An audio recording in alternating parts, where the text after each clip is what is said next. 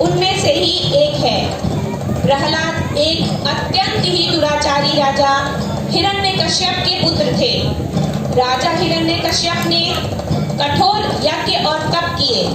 फिर उसे ब्रह्मा से ये वरदान मिला कि ना तो तुम्हें कोई अस्त्र मार सकेगा, ना कोई शस्त्र, ना दिन में ना रात में, ना धरती पर ना आसमान में, ना घर में ना घर के भीतर, ना तो मानव मार सकेगा ना ही पशु। यह वरदान पाते ही हिरण्यकश्यप खुद को अजर अमर समझ स्वयं को भगवान मानने लगा। उसका अत्याचार बढ़ने लगा। हिरण्यकश्यप ने अपने पूरे राज्य में यह आदेश दिया, कोई भी व्यक्ति भगवान का नाम नहीं ले सकता। मगर नियति को कुछ और ही मंजूर था। जिस भगवान के नाम से उसे सबसे ज्यादा घृणा थी, उसी का जप करते हुए भक्त प्रहलाद ने उसके पुत्र के रूप में जन्म लिया।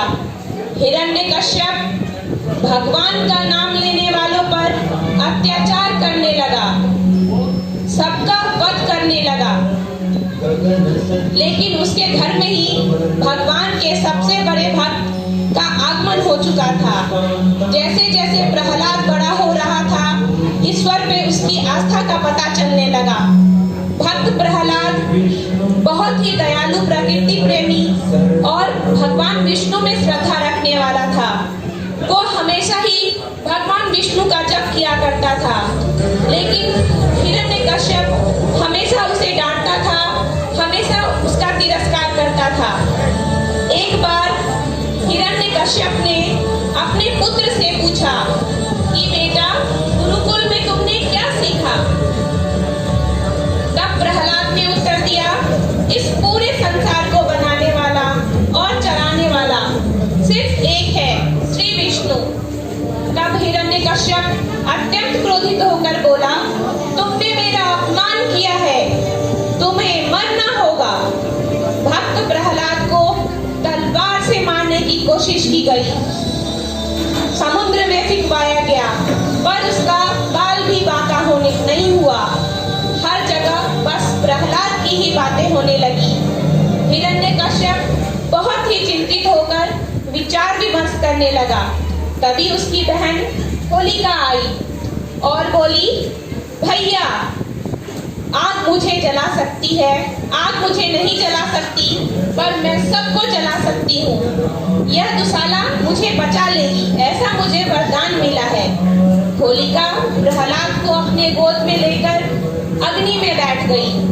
प्रहलाद लगातार भगवान विष्णु का जप कर रहा था। ओम नमो भगवते वासुदेवाय, ओम नमो भगवते वासुदेवाय। और अचानक से होलिका जलने लगी। भक्त प्रहलाद फिर से एक बार अग्नि से सुरक्षित बाहर आ गए। यह अच्छाई की बुराई पर जीत थी, इसलिए हम होलिका दहन करते हैं। हिरण्यकश्यप इसके उपरांत अत्यधिक क्रोधित हो गया। इस बार उसने स्वयं ही भक्त प्रहलाद को मारने का निश्चय किया।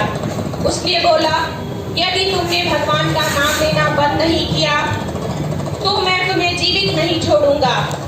देखता हूँ कौन भगवान तुम्हें बचाने आता है। कहाँ है तेरा भगवान?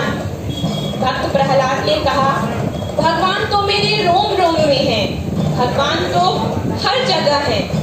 हिरण्यकश्यप बोला, क्या तुम्हारे भगवान इस खंभे में भी हैं?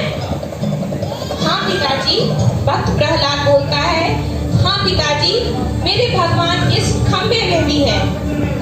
हिरण्यकश्यप ने खंभे पर गुस्से से वार किया। इसके पश्चात आधे मनुष्य और आधे शेर का रूप लिए भगवान विष्णु के अवतार भगवान नरसिंह खंभे से बाहर आए। मैं नरसिम्हा हूँ, अरे दुष्ट पापी, तुम्हें मरना होगा। तभी भगवान नरसिंह उसको लेकर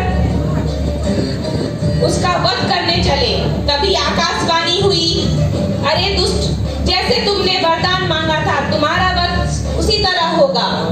ना नर रूप में ना पशु रूप में, मैं नरसिंह हूँ, ना धरती पर ना धरती के ऊपर। तुम्हारा वध चौखट पे होगा। इसलिए कहते हैं कभी भी बुराई की जीत नहीं होती, हमेशा अच्छाई की जीत होती है। भगवान नरसिम्हा